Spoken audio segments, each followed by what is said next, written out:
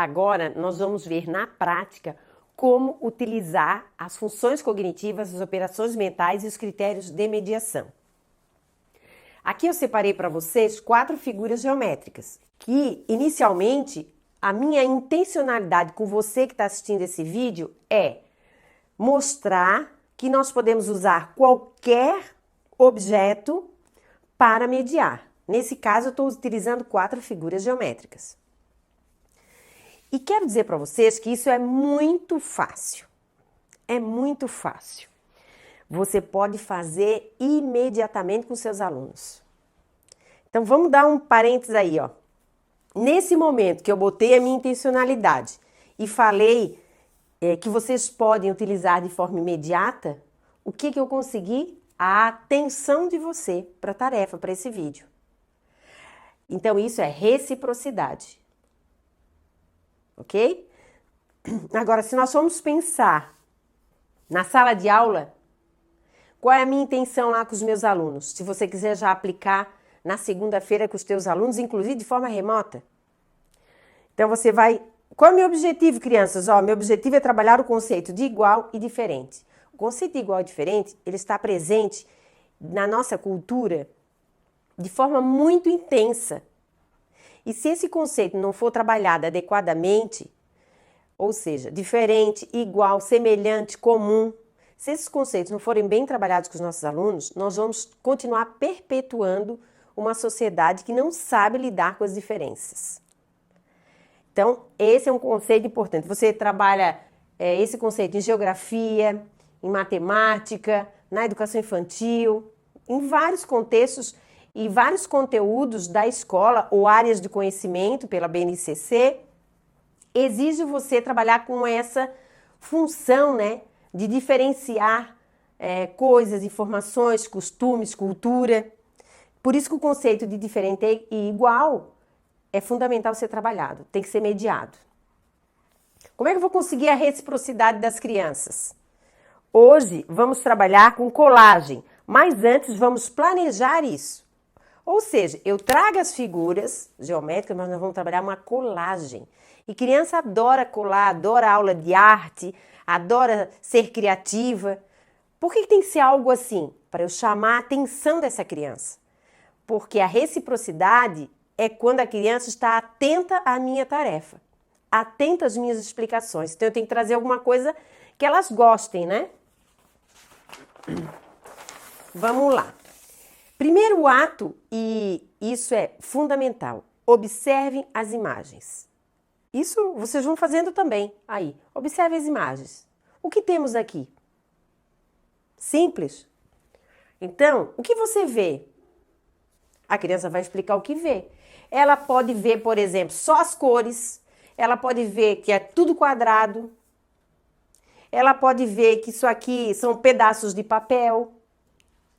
Não necessariamente ela vai ver o que você quis mostrar a ela de forma imediata. Para isso, nós temos que mediar. Vamos continuar perguntando. Sabes me dizer o nome dessas figuras geométricas?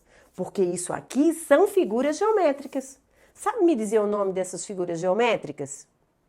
Ela pode dizer, é quadrado, ela pode dizer não sei. Se ela disser não sei, você vai dizer, o nome dessa figura geométrica é um quadrado. O que é um quadrado?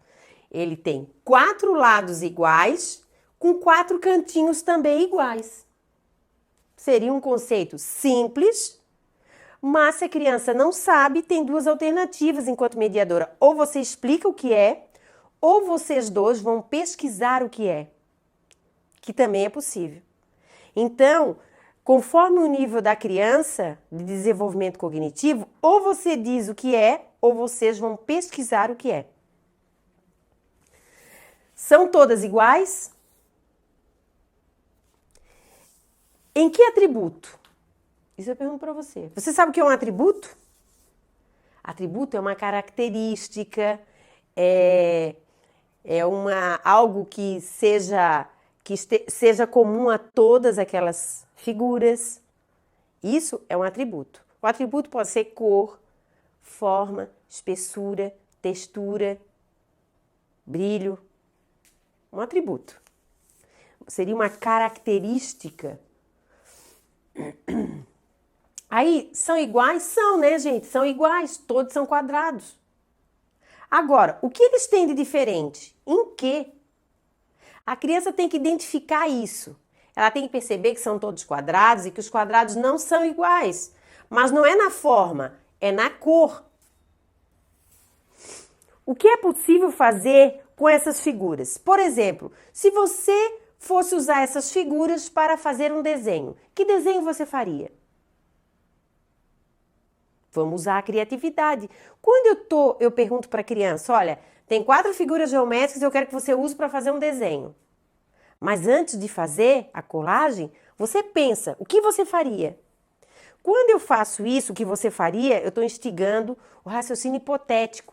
A criança está levantando hipóteses, está tentando fazer transcendência com algum objeto que ela já conhece antes, né? Conhecia antes, está tentando lembrar o que é possível fazer com esses quadrados. Imagine o que você faria com esses quadrados se você tivesse só esses 4 quadrados para fazer uma colagem. O que você faria? Imagine. Todas essas perguntas aqui, ó, o que é possível fazer e o imagine, aqui eu estou trabalhando hipótese, né, que é o raciocínio hipotético, e também exigindo transcendência, que é a criança pensar em alguma coisa, associar aquilo a algo que ela já fez anteriormente. Você conhece outras figuras geométricas? Quais? Então, se a criança não conhece outras figuras geométricas, você pode mostrar que existem várias figuras geométricas, cada uma com um jeito diferente de ser, mas todas elas importantes. E você mostra. Pode ter no bloco lógico, você pode ter recortar de cartolina, certo? Às vezes tem muitos joguinhos, né? Tem no final da apostila, muitas vezes, o desenho, você pode recortar, ele já vem colorido. Aí eu vou mostrar mais 4 figuras geométricas. Veja essas figuras. Você conhece, sabe o nome? Gente, aqui eu quero pontuar uma coisa muito importante para você. Aqui é um retângulo, ok? Geralmente o retângulo, ele é apresentado para a criança com a sua base aqui, ó. A base, esse lado maior, no chão. Ele é apresentado assim, ó, na horizontal. Eu estou apresentando aqui na vertical. Por quê? Para irritar as sinapses. Porque se é um aluno que já foi para a educação infantil, ele já sabe que o retângulo lá para ele foi sempre apresentado desse jeito. Aqui ele está numa outra posição. Veja essas figuras. Você conhece, sabe o nome? E a mesma coisa. Se não sabe, você apresenta, explica que ele pode estar em várias posições e ele continua sendo retângulo. Ele pode estar de ladinho, ele pode estar na horizontal, ele pode estar na vertical, mas ele sempre vai ser o retângulo. Por quê? Porque ele tem 2 lados iguais, opostos, e mais 2 lados iguais, opostos, sendo que 2 são maiores e 2 são menores. Mas ele também tem 4 cantinhos. Isso é fundamental você trabalhar. Aí eu alerto uma coisa, professor, psico e neuro que estão me escutando. Professoras, neuro e psico que estão me escutando. Se você não sabe o conceito das figuras geométricas, tem escrito do lado, estude, pesquise para ter certinho o conceito das figuras geométricas. Para você explicar corretamente para a criança. Não precisa ser aquele conceito do ensino médio, mas um conceito que pelo menos trabalhe lado, opostos, canto. Não precisa nem trabalhar ângulo, mas trabalhar canto. Né, o cantinho das figuras. Quantos cantos tem? Porque o quadrado que nós acabamos de trabalhar também tem 4 cantos. Né? O que você faria com essas figuras? Imagine uma possibilidade. Né? E as cores? São iguais ou diferentes? Agora olhe. Isso aqui você monta para a criança, porque você já trabalhou o quadrado e agora está trabalhando o retângulo. Isso te diz algo? Qual a relação do quadrado com o retângulo? Olha só, gente. Eu pegando 2 retângulos, eles acabam sendo parecidos com o quadrado. Então, se eu pegar um quadrado e dividir no meio, vai dar 2 retângulos. Aí eu levanto hipóteses aqui, ó, com a criança. Eu mostro para ela como fica e vou perguntando. Olha, vamos ver os detalhes. Posso pegar isso? Aqui eu colei, mas você pode botar em cima para ser preenchido, para a criança chegar a compreender que nesse quadrado, se eu dividir, vai dar 2 retângulos. Que conclusão podemos chegar? Por que eu uso aqui o podemos? Porque eu tenho que dar confiança para a criança que eu estou junto com ela nisso. Não é um interrogatório, entendeu? Nós dois vamos chegar a uma conclusão juntos. Porque eu tenho que trabalhar a questão da competência dessa criança. Ela tem que se sentir capaz. E nesse primeiro momento, eu estou junto com ela. E essas imagens, como se chamam? Tem uma coisa aqui, ó. Se você voltar lá, a gente tem essa ordem de cores. Rosa, azul, vermelho e o azul bem escuro. Agora aqui eu trabalhei outras cores. Eu introduzi outras cores. Por quê? Ela já estava sabendo aquela ordem das cores, ela já estava sabendo o quadrado, o triângulo, o quadrado, o retângulo, já estava sabendo. Agora eu trouxe uma coisa nova. Aí eu digo, qual a novidade da página? Tem duas novidades aqui. Você sabe me dizer? Primeiro, a quantidade, porque lá eu trabalhei 4 quadrados e 4 retângulos. Aqui eu trabalhei 5 círculos. E essas cores aqui do meio, elas não estavam presentes lá. Então, o que eu pergunto? Essas cores já apareceram antes? Onde? Me conte. O que podemos fazer com o círculo? Imagine. Como ficaria se juntássemos todas as figuras? O quadrado, o retângulo, esse círculo. O que você faria? Será que é possível fazer algo? Imagine. Gente, cada vez que eu mando meu aluno imaginar, eu estou provocando nele um levantamento de hipótese. Quando a gente levanta uma hipótese, várias associações são feitas na estrutura cognitiva, no funcionamento cognitivo. Então, isso é importante, a criança imaginar. Imaginar é você projetar possibilidades. Chama-se transporte virtual. Transporte virtual. E isso acontece na função cognitiva de elaboração. E mais, ela também vai usar mais do que 3 informações. As informações dos quadrados, dos retângulos e dos círculos. Então, ela vai somando essas informações. E ela vai projetar o que ela faria com todas essas figuras geométricas. E agora temos os triângulos. Como eles são? Aqui vamos pensar. Eu não apresentei todos os triângulos com a mesma base. Porque geralmente é assim que a gente apresenta lá na educação infantil e nos anos iniciais e na apostila. Até o 5º, 6º ano eles trabalham triângulo, sempre assim. E aqui, ó, tem um com essa ponta, com essa base, outro de cabeça para baixo, outro com essa outra base. Mas a criança tem que saber que independente da base, ele continua sendo triângulo porque ele tem 3 pontas. Essa é uma característica do triângulo. E ele tem 3 lados. Então, todos eles têm 3 lados. Então, isso aqui você pode explorar muito na mediação. A forma é única, mas o jeito como ela pode ser... o jeito como ela pode ser expressa no papel ou colocada em algo material é assim. Então, ela pode aparecer no nosso mundo, na nossa casa, quando a gente vai fazer um passeio, né? A gente pode ver essas 4 formas de representação do triângulo.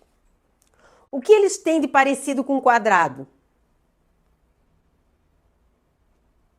Olha só, aqui eu busco aquela parte que eu disse o professor mediador, ele acaba fazendo perguntas inusitadas. Há um espanto aí, né? Não, o quadrado não tem 4 lados. E o triângulo Diz que tem 3, então eles não têm nada a ver. Não? Vamos comparar aqui, ó. Compara. Se eu pegar um quadrado e riscar uma transversal aqui, ó. Então, o quadrado, ele pode ser um retângulo, ou pode ser 2, né? Retângulo, ou ele também pode ser 2 triângulos. Nesse caso, né? Nesse caso. Que conclusão podemos ter?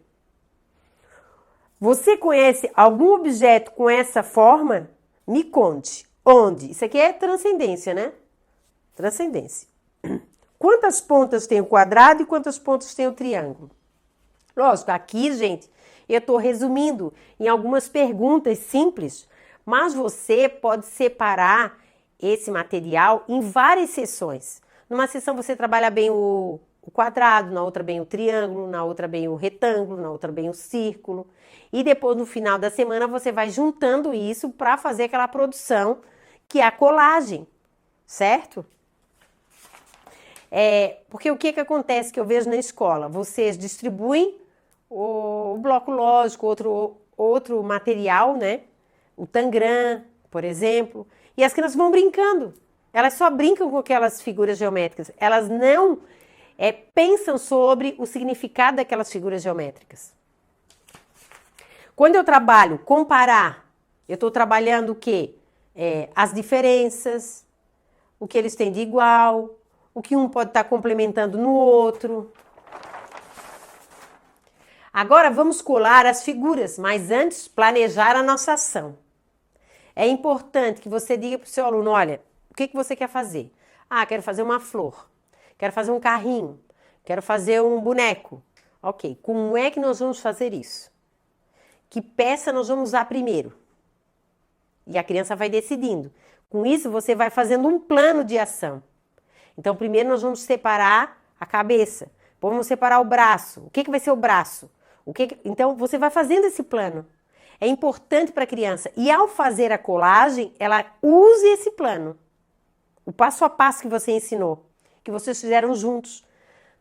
Para mostrar para a criança que quando ela tem um passo a passo, a possibilidade de erro é mínima. É só seguir o passo a passo.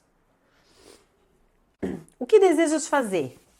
Aí você pode até montar, às vezes a criança não tem assim essa autonomia, né, de decidir, é muito insegura, não tem ideia. Então você já pode trazer uma figura. Aqui eu trouxe um pintinho, ó.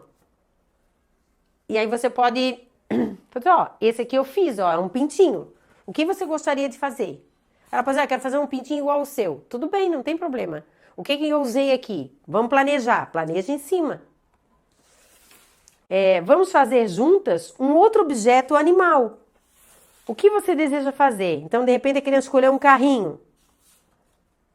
O que o carro tem? Aí ele vai dizer, não, tem a parte que vai o motorista, tem as rodas, tem o farol, tem... Entendeu? Vai dizendo. E aí, esses itens que a criança vai dizendo, você vai botando no planejamento. Tá, o que vai ser a roda? A roda vai ser o círculo. O que vai ser a parte que o motorista vai? Ah, vai ser isso. Vai planejando. Que figuras vamos escolher? Aí depois que a criança fez a sua colagem, fez esse carro aí, né? Aí você pode, antes dela colar, mas ela já projetou, planejou, separou, até tentou fazer sem colar, você fala para ela o seguinte: terias algo para mudar nessa tua colagem? Ela disse, pois é, não ficou bem um carro, talvez eu tenha que mudar a roda. Aí você vai dizer, por que você quer mudar a roda? Ela vai ter argumentos. E é isso que eu falo para você. A mediação, ela continua. Todas as suas aulas e os seus atendimentos clínicos podem ser mediados. Eu não acabei aqui. Deixo para você acabar e me contar como foi fazer essa experiência, certo? Aqui, o que nós podemos botar ainda? Se a criança gostou, né, de realizar essa tarefa comigo, porque é importante. Que sentimentos ela teve? Qual foi o momento que ela se sentiu mais contente, mais alegre, mais competente? Isso tudo deve ser explorado. Porque são as perguntas que vão fazer a criança pensar. Não é você dar a informação. Quando você dá a resposta, Então, o cérebro não funciona. O mediador, duas coisas que o mediador tem que fazer. Primeiro, ficar o tempo todo na pergunta e tem uma palavra que você tem que tirar do seu vocabulário: o não. O não para o mediador não existe, certo? Tudo é possível, tudo tem lógica. Então, se a criança fala e não é aquilo, você não vai dizer, não, não é assim, não foi assim que eu te expliquei. Não é dessa forma que você vai mediar. Você vai devolver esse não para a criança com a seguinte pergunta: por que você acredita que não é assim? Qual o argumento que você tem para me dizer que isso é desse jeito? O que você pensou para produzir dessa forma? Então, são perguntas que vão, o tempo todo, provocar, né, um espanto nas sinapses.